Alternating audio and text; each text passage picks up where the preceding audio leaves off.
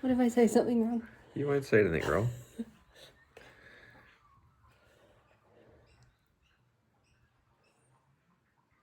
You ready? I'm ready.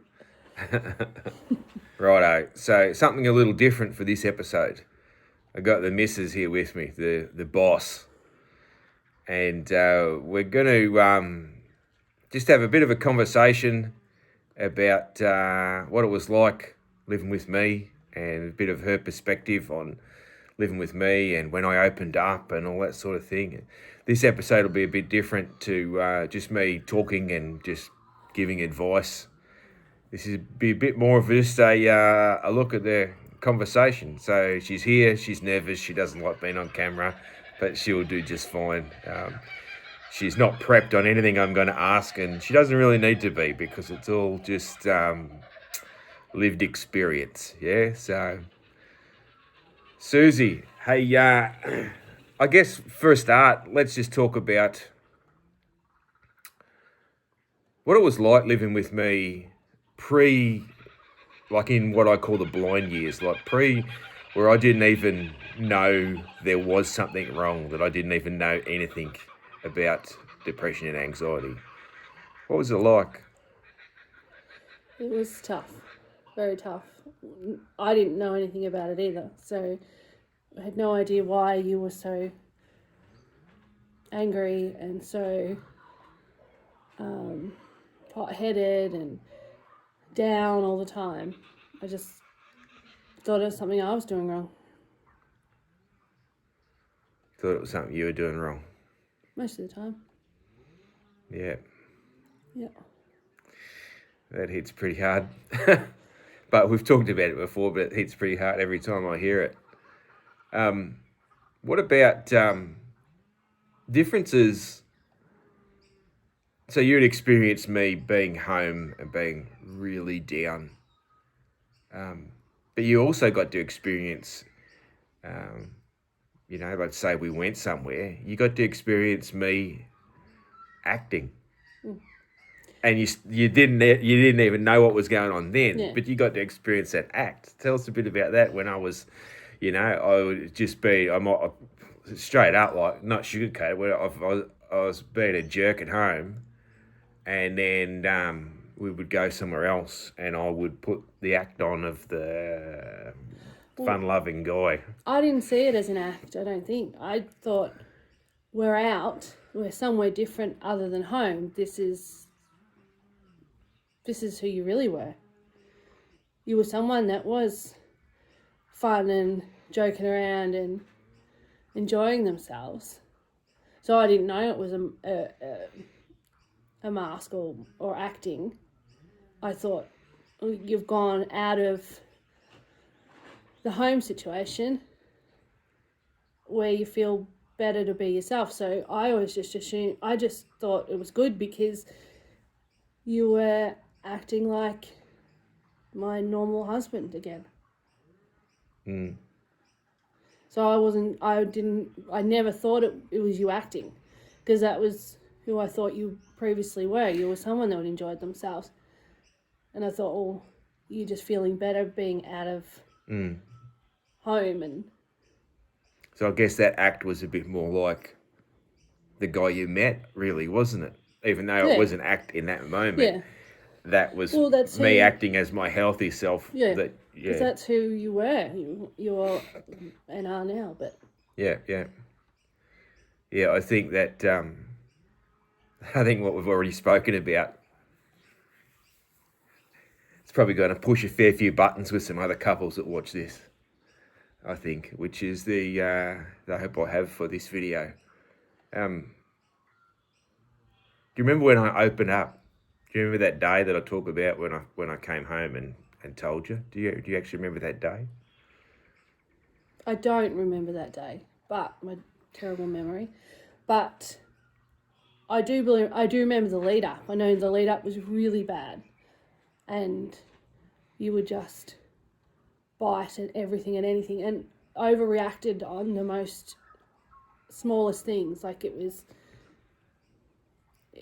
kind of weird. Like why would someone overreact at something like that? Give an example. Like, I know all the examples, but yeah, give an example. Just that other people might sort of, just small things even. Well, I suppose you don't need an example, but not to chop you off. You don't need an example. It's just if you've got someone who's just who they're generally a good person and they're just overreacting massively and just snapping at small things. That's not normal. They haven't just suddenly become a dick. Like, they haven't just suddenly become an asshole of a person. And there's a reason. That's a huge flag. Huge flag. And chances are the person that's doing that, they got no idea what's going on. So. And I didn't either. I didn't either. I had no idea. And like I've said, in that day and age, there was no information. If anything, it was hidden back then. You didn't talk about it. Very much, yeah.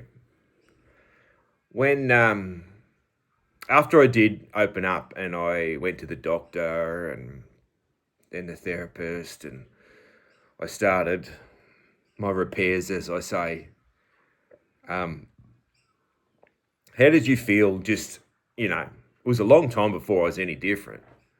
But how did you feel knowing that I'd kind of figured out there was a reason? How did you feel? A huge relief, because I just thought it was all my fault.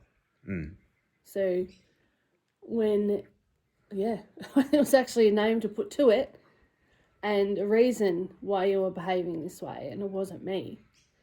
And it's a lot, because when you're tiptoeing around somebody a lot, it puts a lot on me. Like, I struggled a lot. So that was a huge weight lifted when we found out that there was actually something wrong. And it wasn't just me. It wasn't me. Nothing to do with me. But it was so it was a huge relief. And it did take you a long time. But knowing that we had the help and you were finding the right psychologist and was just, huge weight lifted. Do you wish I'd told you sooner? Easy question. Well, of course. Yeah. I wish we'd both figured it out sooner. But it wasn't meant to be. And then after that, I've spoken about it. We're talking 3 decades of ups and downs, and it's a roller coaster. And so what's it like? Just general question. What's it like loving someone who's really struggling? Very hard. Very hard. My mental health hasn't been great for as long as I can remember either, but luckily nowhere near as bad as what you've had to deal with. I don't know. I think over the years I've learnt to be more patient, more understanding. I think it's a learning. It's definitely a learning experience. But we did a lot of it together too. You never not told me what was going on. There's always open communication, which helped a lot. Doing the work was helping. So I just had to keep reminding myself that we're getting there. We're working on it. We're doing this. You're doing the right thing. You're getting the help that you needed. And we just had to be patient. I must have been a pretty good bloke when I was not angry for you to put up with me that long, huh? I think you're pretty lucky that I stuck around. Yeah, I do too. You would have felt pretty helpless a lot of the time. Oh, of course. And I wouldn't have told anybody. Because I had no idea what was going on. And again, at the start, I thought it was all my fault. So why am I going to tell anybody? I was a terrible wife. But Yeah. It's just a lot of patience. You know, I'm here talking about, you know, blokes take advice from me. I think that partners could take advice from you too, because I know, you know, this is pretty new, me doing this, I guess, in a formal way where I'm really reaching out to help people with the blokes like us. But me informally helping other blokes is not new at all. And a lot of blokes, they honestly don't feel comfortable. And what that really means is they don't feel safe to open up to their wife. They don't. They don't feel safe to open up to their wife. And that is Well, unbelievably critical to it. And you know, so you're a low maintenance chick, like I say. I did well. Like, she's a low maintenance chick.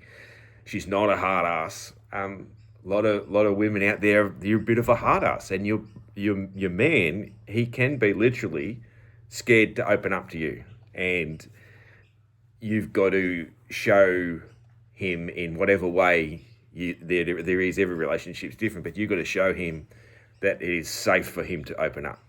If you see, you know, if you think that there might be something going on with him, you're going to make sure he feels safe to open up. I never once thought that you were weak, or I was ashamed of you for not being tough.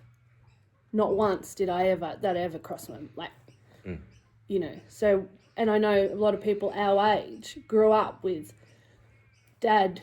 You know, the dad was the breadwinner. The dad was the one that fixed everything. You know, was the safe person. And heaven forbid they ever be a little broken inside, you know. So, and I would encourage anybody to just say something to your wife, because I can guarantee you she will not, or they will not think that you're weak in any way. And I guess the caveat to that is, if your missus isn't supportive in this, you probably know the answer to that. The next part of that process. Yes. Yeah, unfortunately, yeah. Yeah. What do you think about the knowledge you've seen? You've seen it firsthand. Me just learning. What do you think about my knowledge and how much I can actually help other blokes? I think it's really good. I'm actually really proud of what you've done. And I know I can, you know, it's something we see now. I can see a man and go, within speaking to him for not long, I think, oh, that dude is depressed. Like, there's some, you know, he's got depression big time. And it's just, I know guys need help, and I love that you're able to help them. You've been through it. You've gone up, you've gone backwards, gone up again, which is really normal, I know. But you've also learnt so much and taught yourself so much, which is huge. And I'm really proud of you. Thanks, Annie.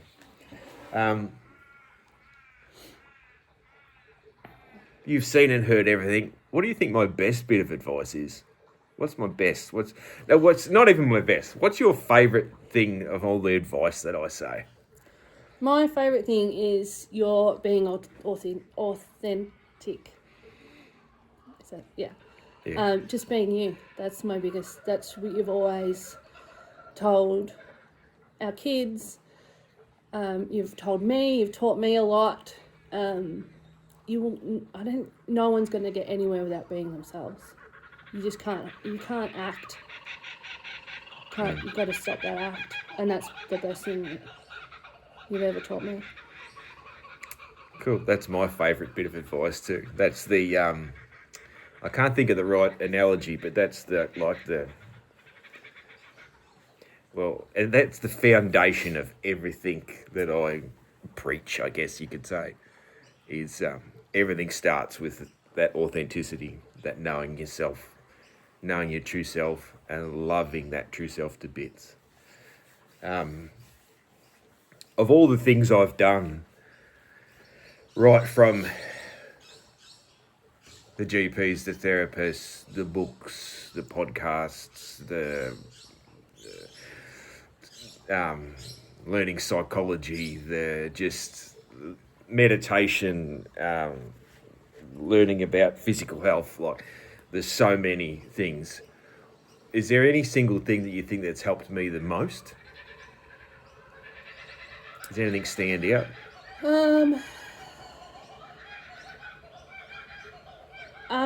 Probably the physical work.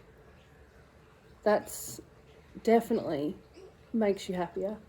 When you are either riding a motorbike or, getting fit for something, or when you do your rides, or physical, when you're physically doing physically well, you're really happy. Yeah. Cool. That's not. I wasn't sure. Actually, I had no idea how you were going to answer that. So that's cool. That's cool and that's interesting. And yeah, like the body and the mind, like it all works together. Not everybody who is physically fit is mentally well, and vice versa. There's exceptions, but there's also a very, very strong correlation as well. Like, very strong. It is all the one thing. One thing helps the other. So, yeah. What's your best advice? What's your best advice for partners? Do you have any best advice for partners? Wives, girlfriends. Stay strong. You have to be, obviously, especially if you've never suffered from mental health yourself, then you're really going to struggle. But a lot of us, most of us have anyway, so we've got a lot of good understanding. Just be patient. You really have to be patient, and no, do not judge. You cannot be judgmental at all. But also get your own help. Even if your mental health is good, you need people to fall back onto that's someone different. I've got the most amazing best friends who just drop everything. But also get a psychologist, so you've got someone to talk to, because it's a lot. Because you're taking on so much mental and emotional. It can be emotionally draining. But if you've got really good friends or someone to rely on, and I know at this time, like you say, your partner's supposed to be the one you rely on, but when they're so struggling in that time, you might need to source that elsewhere for a little while. But yeah, if you haven't got a really good friend circle, then find a good psychologist that can help. What else you got? I reckon probably just about covered most of the things that I was thinking of. Do you have anything that you reckon I've forgotten that I haven't spoken about or asked you about? No. No? No, I think you've covered it all. Just as a partner side of it, don't forget to be, you've got to look in on them too. If you're going through this, you've got to remember that it's hard on your partner, so you've got to try and remember to... Yeah, the team effort. Yeah. You can't just go blah to them and then not check in and see how they're going. That's right. I think, my initial problems, brought you into mental health issues as well because of dealing with me.